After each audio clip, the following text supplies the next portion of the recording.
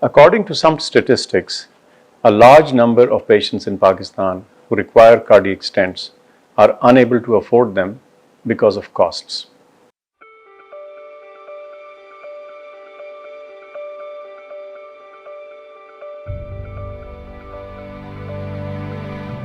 To this end, the NHT will serve as a very important measure to bring this technology at affordable prices to patients in Pakistan.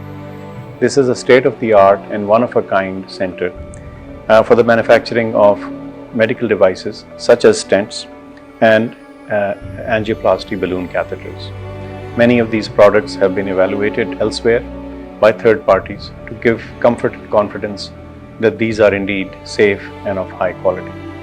I can assure you that the establishment of this center will go a long way in helping Pakistani patients gain access to these critical and crucial technologies.